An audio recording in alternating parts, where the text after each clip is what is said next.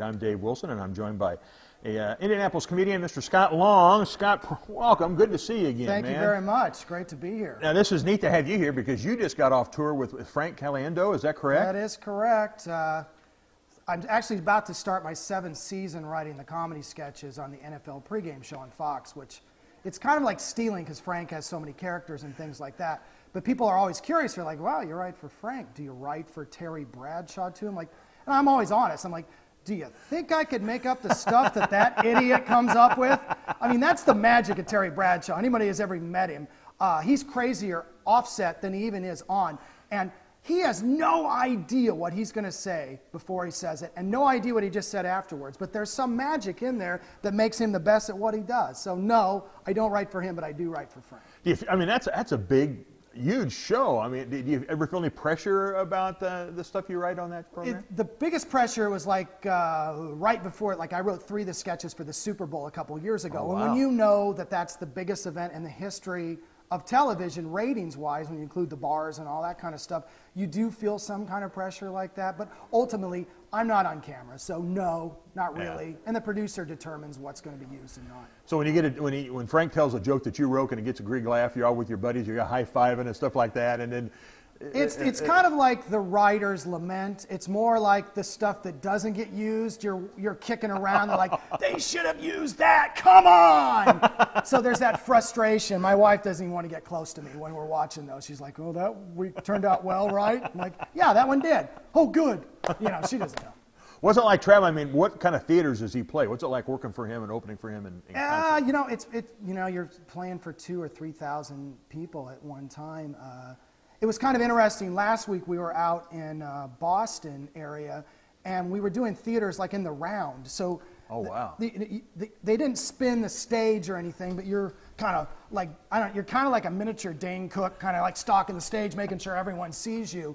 And it was interesting is there was so much history to these, and it's not, you know, it's on Cape Cod. So like people like Bob Hope and Judy Garland had been there, you know. They're like, well, here's where Judy Garland stayed. And I'm like, well, let's see if she left any amphetamines there. Let's see. I'm a little tired. I'm dragging. So yeah. And then Scott Long. And then me. Hot diggity. Yeah. Now, okay, so you're writing jokes for Frank Caliendo on a nationwide, for characters, which is obviously different, obviously much different than writing for yourself. Where does your comedy come from? My stand-up is completely different than what I write for Frank. I'm very dysfunctional, like a lot of comedians, but my stuff's pretty dark, but I call it positive thinking through negative thinking, basically. Really? It's the anti-Anthony Robbins. You know, no one walks on coals or anything like that during my show, but by the time that people leave, they're like, wow, I really laughed hard, and I feel a lot better about my self from watching this guy. It's almost like Jerry Springer in a way, but you know, all the men have their parts and all the women have their parts. Wow, well, let's see what happens here. It's live at Crackers. You never know what's going to happen with Scott Long, but let's see if the anti-Anthony Robbins can make you laugh. Our next comedian comes from Indianapolis, Indiana. You've seen him on ESPN. You've seen him on Fox Television. Please make him feel welcome, Mr. Scott Long. Yeah. Wow. You know, I was walking through the showroom before the show, and there's an interesting mix here tonight. We have people in their 20s and people like late 60s probably even. And I was going through my act, and I'm thinking, I do not have a joke that will work with both of those groups. I don't have a joke where Matlock meets up with Hannah Montana and they solve a crime. But stick with me. I think we'll all come together by the end. I always focus on the young people because they have so much optimism and energy for the future, and I'm in my 40s. I haven't had any of those for a long time. I'm gonna break my life down in a nutshell. I have glimmering moments of hope, constantly overshadowed by stress and depression. Are you feeling the chuckles yet? We'll get to it. Okay, here's my story.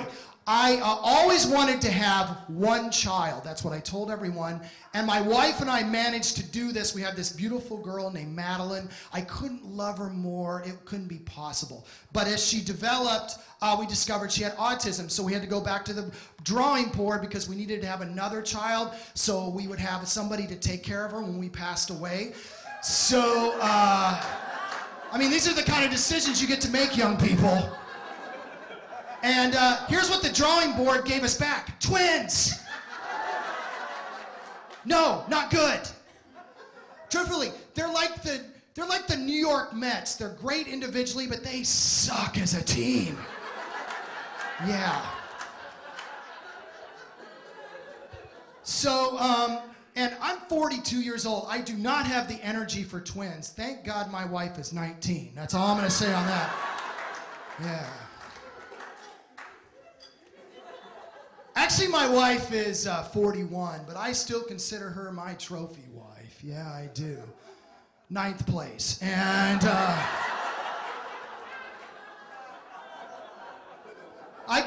honestly though, I couldn't give my wife more props. I mean, she's like a saint, like Mother Teresa or something, man. She spends all day helping children and still keeps a complete vow of celibacy. That's what she does.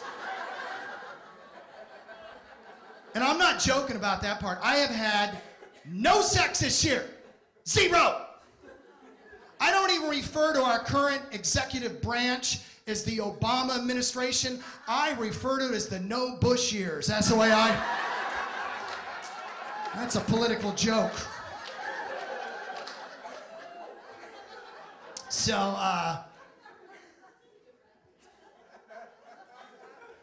all the people come, somebody's probably like, dude, you better be careful, man.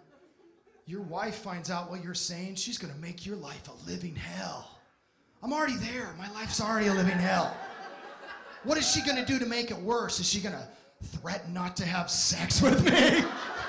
I mean, that's hilarious. So, did I mention that I would never have a minivan? I got a minivan. Yeah, oh no, it's beautiful though. It's called the Honda Emasculator. I'm telling you, it is. It's awesome. When you get behind the wheel, it has this mechanism that if you're a man, it takes your male parts away and puts them in the glove compartment. Really. Because they are of no use when you are the pilot behind this dream-killing machine. Here's the great part, though, about being a man with a minivan. You don't have to shower. You don't have to, like, wear nice clothes or brush your teeth even, because no woman will ever pay attention to you. You are completely invisible in a minivan. If you don't believe me, ladies, how many guys have you ever seen get in a minivan and went, oh, that guy's hot? How many? Exactly. It's never happened. Okay, let's do a recap of what we've learned so far. My life is filled with stress and depression. I wanted 1 kid, I have 3, and I get less action than Peyton Manning's backup. So, there's my life. You might think, well, how do you become the way you are? How do you parent these children? I'm a good parent, I will say that. And my rule is, I do the opposite of what my dad did. That is exactly the rules. My dad was such a jerk. And I'm still trying to get his, affection. Like I told him recently, I'm like, Dad, I don't think you and I have ever hugged. He goes, why would I do that? Because I'm your son. Come on, let's hug. He's like, get away. You trying to do me? That's what he throws out. He's like, did you turn gay? Because my dad's so stupid, he believes you can just turn gay. Like in his delusional mind, Chuck Norris could walk into a bathroom, sponge paint it, come out Richard Simmons or something. There's no logic to this idiot. Here's the funniest thing though. My dad, Mr. Homophobia, has a gay son. Yeah, my brother, a very successful dentist who my dad refers to as the Tooth Fairy.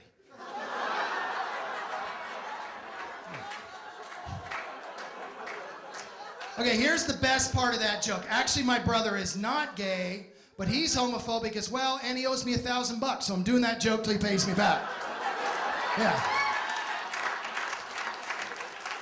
And I appreciate your response because I play it on his answer machine every night. I call that motivation. Hey, thank you very much. My name is Scott Long. Have a good night.